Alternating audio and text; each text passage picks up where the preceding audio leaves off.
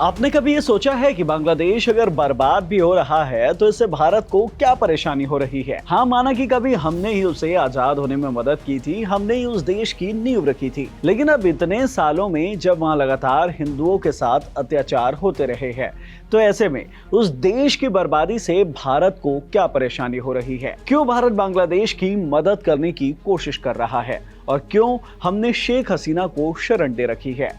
आखिरकार इसके पीछे का कारण क्या है, जानते हैं इस वीडियो में। Hello everyone, I am Himanshu and you are watching uncut. देश के पूर्व प्रधानमंत्री अटल बिहारी वाजपेयी ने एक बार कहा था कि आप अपने दोस्त बदल सकते हैं लेकिन पड़ोसी नहीं, और इसी से गुजर रहा है भारत। किसी भी देश को मजबूत होने के लिए उसके पड़ोसियों का साथ बहुत ज्यादा जरूरी होता है, जिनसे वो इंपोर्ट एक्सपोर्ट के अलावा सुरक्षा के मामले में भी डिपेंडेंट होता है।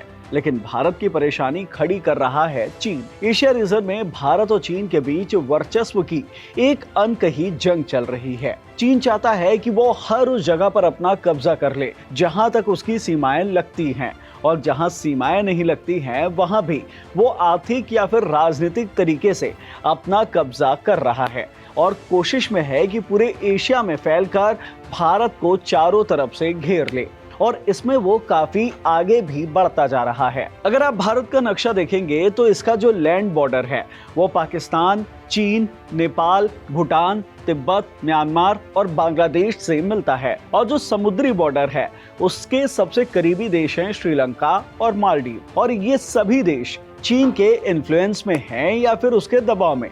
शुरुआत करते हैं पाकिस्तान से। गरीबी के संकट से जूझ रहे पाकिस्तान को अब चीन ही पैसा दे रहा है, और बदले में वो पाकिस्तान की जमीन का अपने प्रोजेक्ट्स के लिए इस्तेमाल कर रहा है। यानी कि वहाँ की राजनीति और अर्थव्यवस्था दोनों ही चीन के इशारे पर है। दूसरा है नेपाल। नेपाल से वैसे तो भारत के साथ रोटी बेटी का रिश्ता है, लेकिन वहाँ जो लेफ्ट की पार्टी सरकार पर बार बार आती रहती है वो चीन के सपोर्ट में रहती है, और इन्होंने चीन के इन्फ्लुएंस में आकर भारत की 3 जगह कालापानी, लिपुलेख और लिम्पियाधुरा पर अपना दावा ठोक दिया है। तिब्बत पर तो चीन पहले से ही कब्जा कर चुका है। म्यांमार की अर्थव्यवस्था पूरी की पूरी चीन पर डिपेंडेंट है, और बची खुशी कसर वहां की आर्मी ने सत्ता परिवर्तित कर पूरी कर ली है। मालदीव में जो नई सरकार आई है वो इंडिया आउट कैंपेन चलाकर ही सत्ता में आई है। ये सरकार चीन की सपोर्टर है, और इसके मंत्री भी लगातार भारत के खिलाफ कमेंट करते रहते हैं। श्रीलंका तो ना चाहते हुए भी चीन के चक्कर में फंस चुका है। श्रीलंका ने चीन से उधार लिया था, वक्त पर चुका नहीं पाया तो चीन ने उसके एक बंदरगाह पर 99 साल तक के लिए कब्जा कर लिया है, और अब वो उस बंदरगाह पर आर्मी कैंप बना रहा है।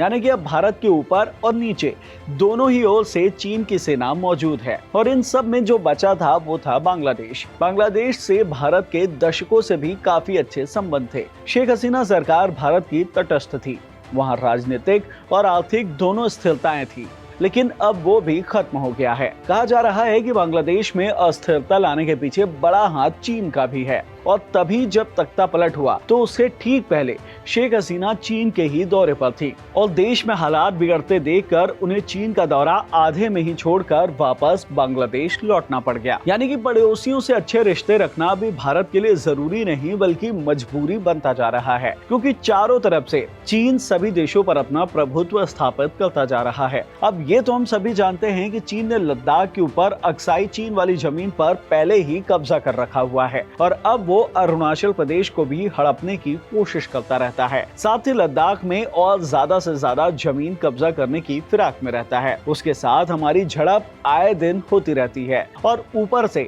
अब हम उसे आर्थिक क्षेत्र में भी कड़ी टक्कर देने की कोशिश में रहते हैं। ऐसे में चीन भारत को चारों तरफ से घेरने पर लगा हुआ है। नेपाल, मालदीव और श्रीलंका जैसे देशों में अपना कब्जा करके इन देशों को भारत के खिलाफ करता जा रहा है। ऐसे में भारत के पास अभी सिर्फ बांग्लादेश बचा हुआ था, जिसकी मदद के लिए भारत हर संभव कोशिश तो कर रहा था, लेकिन अब वहाँ चीन या फिर अमेरिका या फिर इंटरनल पॉलिटिक्स, जिस भी चीज के चलते वहाँ स्थिरता आई है उसके चलते वो भी भारत के हाथ से फिसलता हुआ दिखाई दे रहा है, क्योंकि वहां जो नई सरकार बनी है वो भारत के साथ पहले की तरह फ्रेंडली रहेगी या फिर चीन के साथ जाएगी, ये अभी से कह पाना थोड़ा मुश्किल है। अब आपको समझ में आ गया होगा कि बांग्लादेश में जो अस्थिरता फैली हुई है उससे परेशान होना भारत के लिए जरूरी नहीं बल्कि मजबूरी है, और इसके पीछे का एक बहुत बड़ा फैक्टर है चीन। इस वीडियो में इतना ही। इस वीडियो से मिली जानकारी पसंद आई हो तो इसे लाइक कीजिए, शेयर कीजिए, साथ ही हमारे चैनल अनकट को जरूर सब्सक्राइब कीजिए। धन्यवाद।